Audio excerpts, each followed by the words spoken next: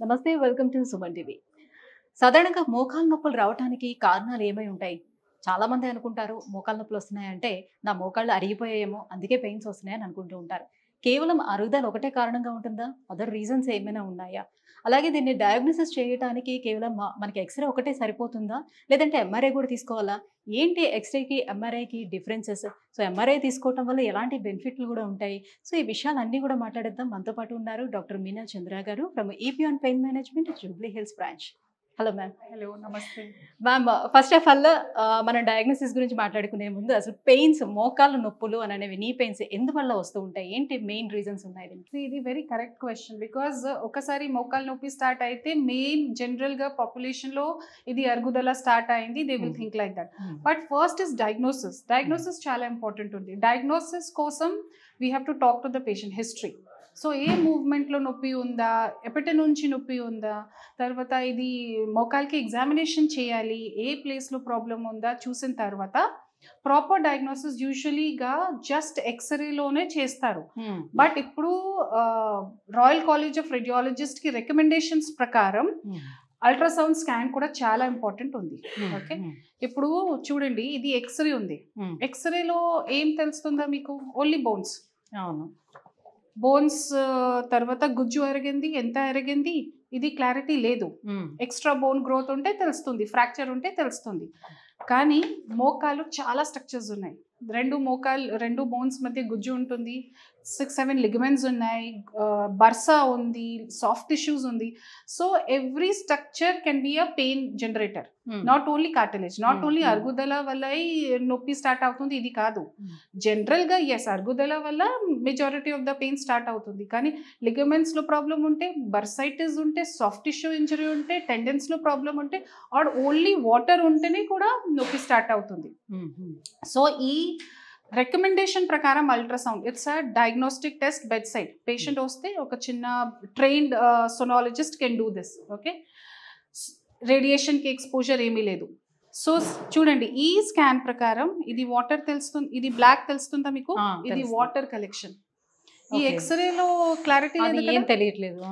ఇప్పుడు ఏ ప్లేస్ లో గుజ్జు అరిగింది, ఈ ప్లేస్ లో గుజ్జు చాలా బాగానే ఉంది 2, ఈ ప్లేస్ లో అరిగింది, ఇది మ్యాపింగ్ చేశాను. ఓకే, తర్వాత లిగమెంట్స్ లో ఎంత ప్రాబ్లం ఉందా, ఇది లిగమెంట్స్ ఉన్నాయి.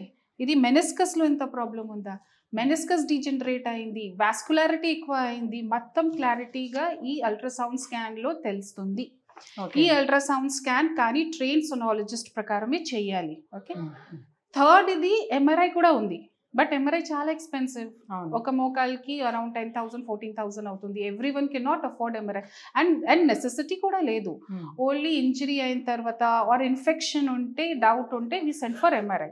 అదర్వైజ్ ఇది ultrasound scan is more than enough. And only ఎక్స్రేలో డయాగ్నోసిస్ చేయకూడదు. ఓన్లీ ఎక్స్రేలో you only get half information. Okay, ultrasound scan లో క్లారిటీ అవుతుంది. సో డయాగ్నోసిస్ చాలా ఇంపార్టెంట్, బికాస్ డయాగ్నోసిస్ కరెక్ట్ ఉంటేనే కరెక్ట్ ట్రీట్మెంట్ చేస్తాము కదా. అంతేగా. సపోజ్ ఇది ఈ ఎక్స్రేలో గుజ్జు అరుగుదల స్టార్ట్ అయింది, ఇది సర్జరీ చేయండి, కానీ ప్రాబ్లం మసల్లో ఉంటే సొల్యూషన్ లేదు కదా. అండ్ అన్నెసెసరీగా సర్జరీకి కష్టం కదా. సో ఇప్పుడు ప్రతి ఒక్కరికి కూడా సర్జరీ అనేది అవాయిడ్ చేయడానికి సాధ్యం అవుతుందా మ్యామ్? ఓన్లీ పిఆర్పి తోటి సరిపోతుందా వాళ్ళకి ట్రీట్మెంట్ అనేది? ఏ స్టేజ్ లో ఉండే వాళ్ళకి హెల్ప్ అవుతుంది అన్నట్టు? ఇది PRP treatment does not depend on the stage. నొప్పి and stage of damage does not correlate. కొన్ని పేషెంట్స్కి స్టేజ్ 1లో ఉంటే చాలా ఎక్కువ నొప్పి ఉంటుంది, కొన్ని పేషెంట్స్ స్టేజ్ 4లో ఉంటే కూడా నొప్పి ఎక్కువ లేదు.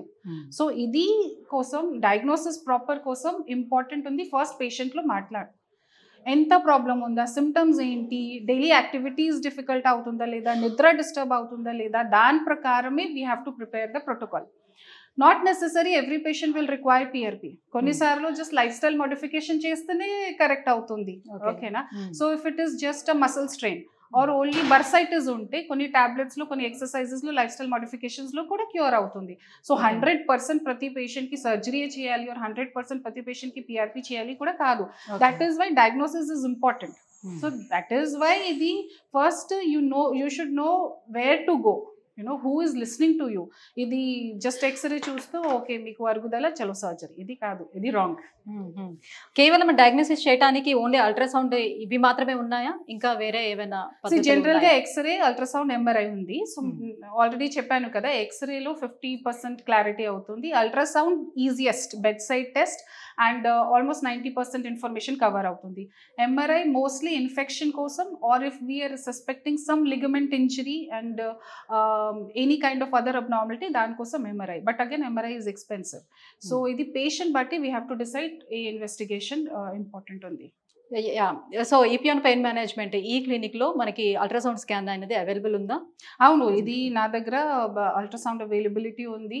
ఆల్రెడీ వీ హ్యావ్ 3-4 machines ఉన్నాయి, and we have a trained radiologist, and we have all the, because ultrasound kosam we need a lot of license kada, so all the license prakaram trained doctors prakaram chestunna. Thank you so much ma'am.